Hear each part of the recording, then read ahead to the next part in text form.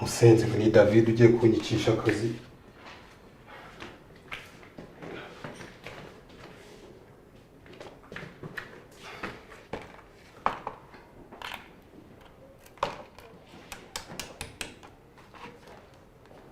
Ngusare. What's up, bro? Wow.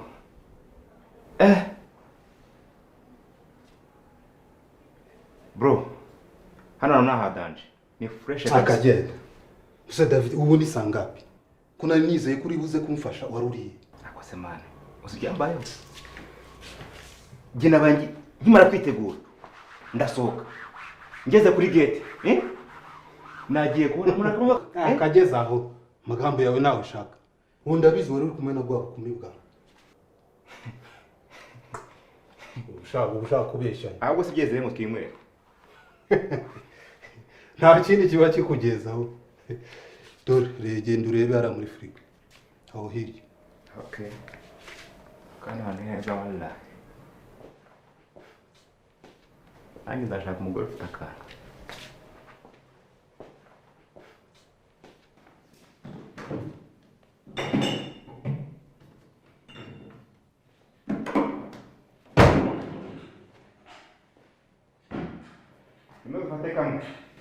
Ese Mutoni n'abandi bari hehe? Mutoni na Natasha bagiye gufata muri wa murumuna wa Nuza wa Mutoni.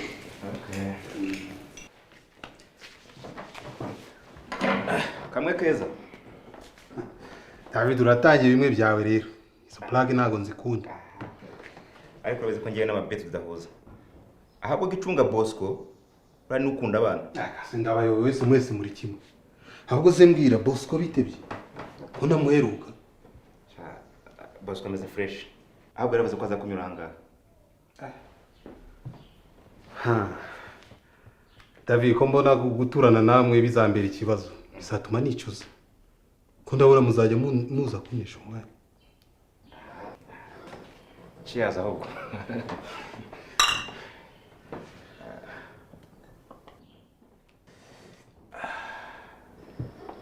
Mudamu yabonye akazi keza, muba mu nzu nziza, mbega life yabaye bo. Ariko se Natasha we yaje kuba no gute? Natasha ni umukobwa w'imyaka 19. Mukecuru we ntago abasha kumuhanduringa neza. Gusa uzamushobora. Ntago David ntukagire blague. Usura umwana w'imyaka 19 yananira gute? Iyo ni petit problème.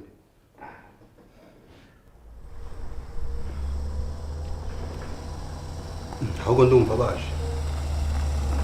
Ngwino tujye kubaje.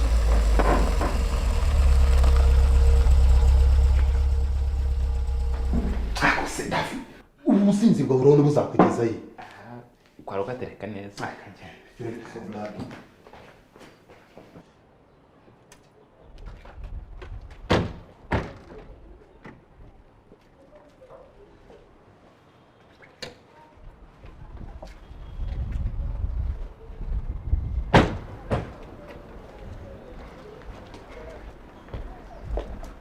Oh, ni karibu Natasha.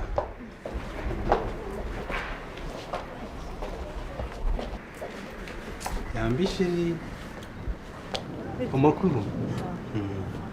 Biriwe shiri.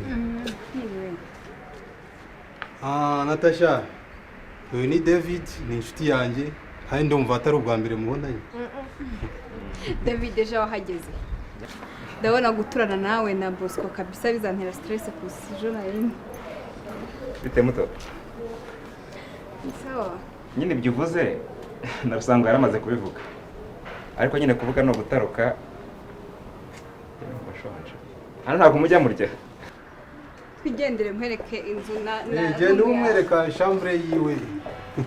Turaje natwe.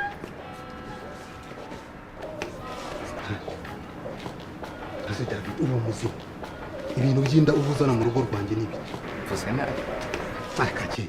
Wagiye uniha akabanga byose. Urazana ibintu byinda imbere y'umugore wawe. Okay. Gel bir umushyitsi. I like this.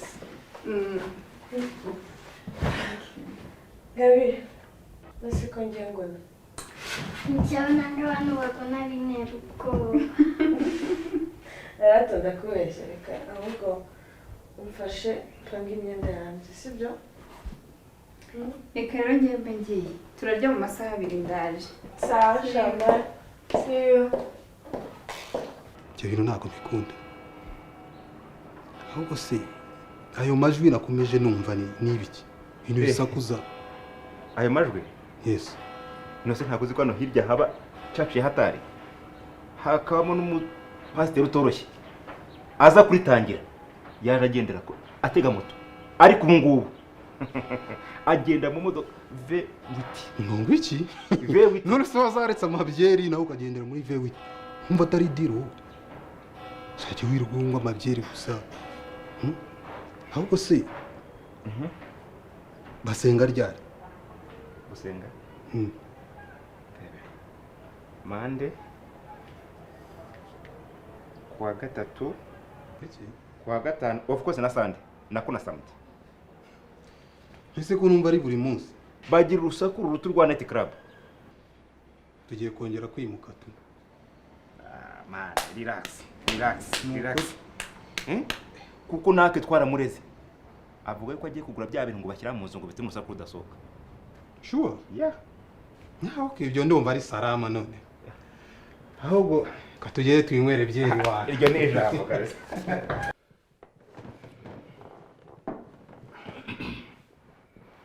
Ariko bro, ntibizakorera kuba muri villa nk'ingiyi ukora akazi ka fake. Sha David ntukazaniza nta kazi kabi kabaho. Ngira ngo na Yesu yabaye umubaje. Ikindi kandi ngiye akazi kanye ndakemera. Cheers ku buzima bwacu. Cheers bro.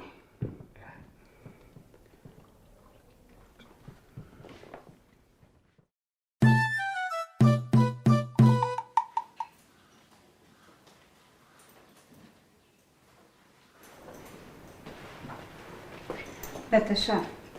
Ngiye kwirirwa muri ofisi rero ndibaza uri bwiyaranje nta muntu uri butahe saa sita. Ahubwo se wanguriye airtime ko nyine airtime yo kugura internet.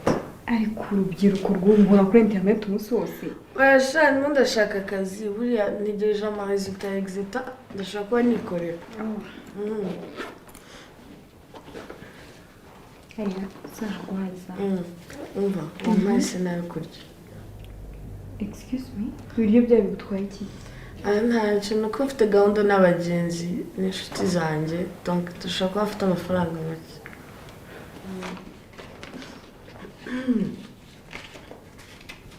Ariko nturenze saa 3 utaratara. Bye. Bye, musinzi.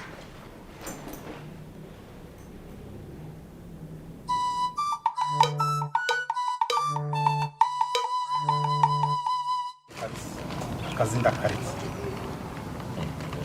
Urashaka reka se? Bose urabizi imyaka maze muri aka kazi.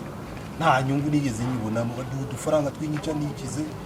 Nta muntu nigeze mbona kazamuye aho bigeze rero ngiye guhinda. Aparitse pe. Waratinze kabisa. Waratinze. Acyari umujene ushobora kujya no kwiga ukabona kandi kazi keza kaguteza imbere. Ukanyira umukwaferi ku narime. Sinizi ibintu byo gufata rongo mu mako ntabizi. Ibyo nanje niyo migambi mfite. Naho ubundi naparitse kabisa ntabwo nzabisubira. Wari waratinze aho. Ahubwo tujya guserebra aho. Ufite icupa se? Bakawa. Ariko muhemero nk'abagabo.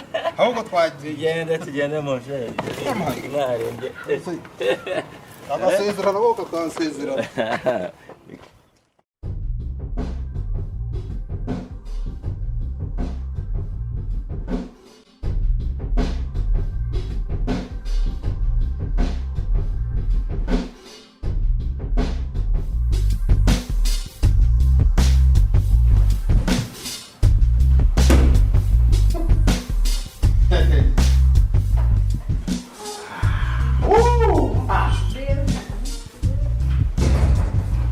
Karibu shiri.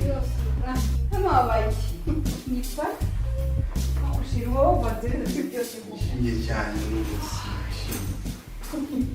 no watsindiye amafaranga muri betingi amamiliyoni wayakuye he Oya sheri ntabyo amamiliyoni. byagenze bite Aho uzi ikintu cyabaye sheri?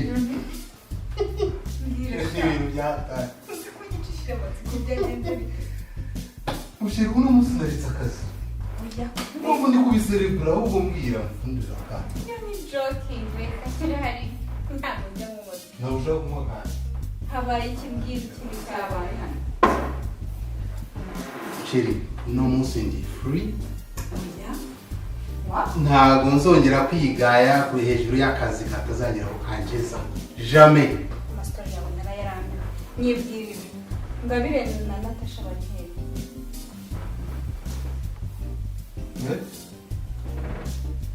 Natasha Ngabire yarya. Natasha we ntabwo nzamwari.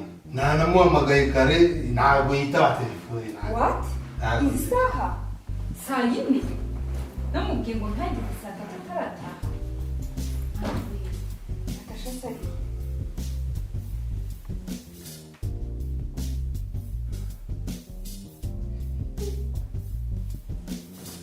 ari kwitaba Nawe nagerageje yanjye. reka nze noge ntabwo naryama ataraza kambanze nduhuke Gusa ntabwo urya se. oya ndahazi niwe mu nama n'abajyanama b'ubuzima kandi uzasubira mu ntara ariko reka mbanze noge ze tumutegereze Okay. Aho sheri ka kazuke nanone nshaka tukabyina akazi.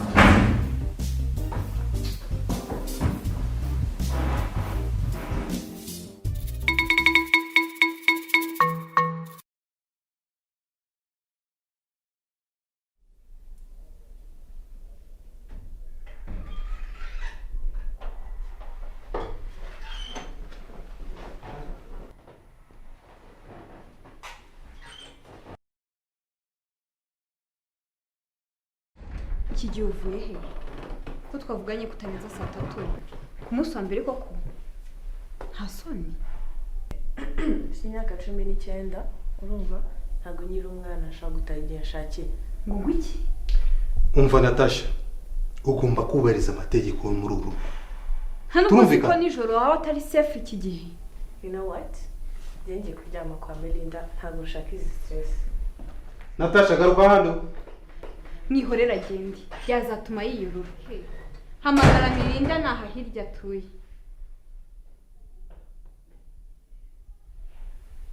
Ndabona agiye. mwihorera agende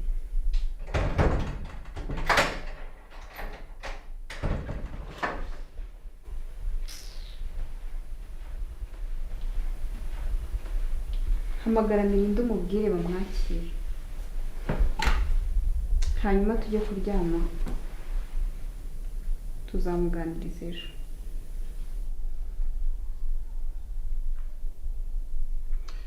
Iri shyano ritangiye kutunanira.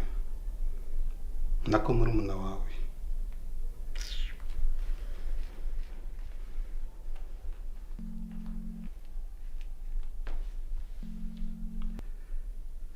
Wiriwe Melinda. Ni Rusangwa muvugana. Twari tugiranye akabazo gatoya na Natasha. Yaraje kuza kurara aho ngaho iwanyu. Twagira ngo nyine mu muduhera icumbi ariko mu gitondo turaza kumureba. Sa murakoze. Yego namwe. reka tujye kuruhuka tuzamuganiriza ejo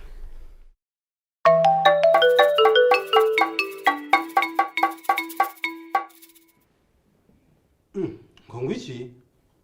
Ngo ntabwo yahageze? Sawa, sawa urakoze. bigenze bite Melinda mbwiye ngo Natasha yari atahageze. wowe ko ntabyo yatubwiye ko na mama yamubuze ubu se yabaye igishiri cyangwa n'ibyo wakoze ikosa ryo kumubwira Hoya. Sheri amakosa ntabwo ari ayawe. Ntiwishinje pe. Wamutunganyije nk'umubyeyi. Gusa we jya mu ntara Ngabire ndamujyana ku ishuri ubundi mite njya gushaka Natasha. Sibyo? ubuse mbyizere ko ntacyo yabaye Sheri humura. Urabizi ko nta kazi mfite. Mfite umwanya uhagije ndabikora. Ok. Ça va, merci.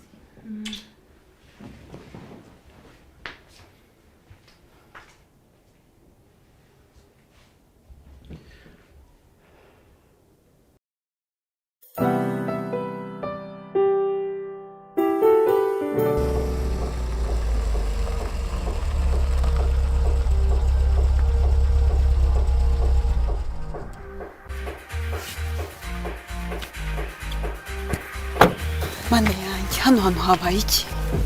Natasha ni muzima? Rusangwa! Natasha? Hi, ça va? Natasha wari uri hehe waraye hehe? Yeah, I'm so sorry. Ejo nararakaye. Ariko ntabwo naraye kwa Melinda. Waraye hehe? Naraye ku wundi mugenzi wanjye. Erega nari ndimo ndabakorera kado yo kubashimira. Niyo mpamvu nari natinze. Hanyuma ntashye biturakara. Mama, reba kantatine yakoze. Oh, wow! Mbega keza! Natasha, merci. Basi reka musabe. Saa yine basi uraryoha. Yeah, satani. Oya! I'm kidding. Sheri waje. Naje. Ni byiza. Hano habaye igikombe ntarabantu. Urebye njye na Natasha twakoze agapati gatoya twirukana imbeba. Gusa buryo ukigenda yahisaza. Naguhamagaye mbona telefone yawe nagiriho. Sibyo ko nabonye nasanze ntuza yawe wayisize. Cyo yawe. Telefone yanjye bateri yari yashizemo umuriro. Mbona uko mbabazi ko ibintu bimeze. None se hano ninde wakoresheje ipati? Tumeze neza na kibazo. Niba ndeba hari. Bose barahari hari abacuti uretse ko na Bosco yatumiye abacuti be na David. Mumuzi se? Nasanga atari Bosco na David. Cyane karibu. Ubwo Natasha yaje namahoro. Okay. Kantine azasigara handa n'ukunda. Igwo sheri azaguma hano.